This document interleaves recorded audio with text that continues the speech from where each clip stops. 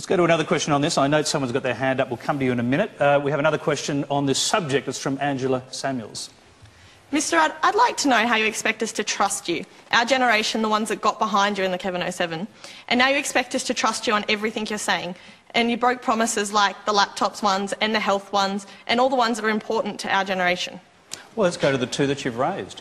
Laptops, which is computers in schools, we said we would have a computer for every young person at secondary school from year 9 and above by, I seem to recall, 2013 or thereabouts. We are on track to doing that. We have about 260,000 computers out there in schools now. Well, you're shaking your head. Can I just say, that is a fact. And if you ring up principals from around the country, it's happening. But our commitment was not to have it done by this year. It was to be done over a period of time, and that has still a couple of years to elapse.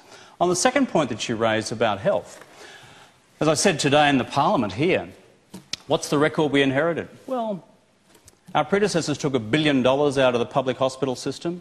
In our 2 years in office, and our predecessors were there for 12, we've increased investment in hospitals by 50%. That is a huge increase. We've increased the number of GP places for training. We've increased also the number of nurses for training. On the two examples you raised, that's not right.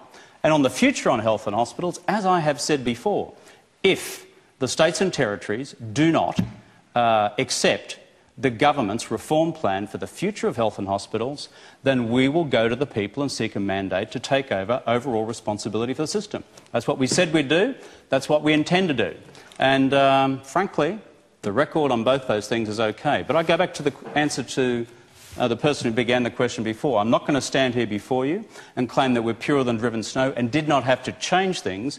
Bear in mind, we have had the worst global economic crisis since the Great Depression. Okay, Angela, we've got two people with their hand up. One is the question. We'll take her first and then we'll come to you.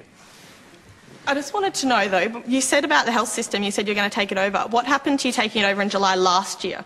Now you're saying you're going to take it over in the future. When is that going to be? How can we trust you if you keep giving us different dates? What we said was that we would put a reform plan to the states and territories, and what we said, if the states and territories didn't agree to that, we would then go to the people and get a mandate to take it over.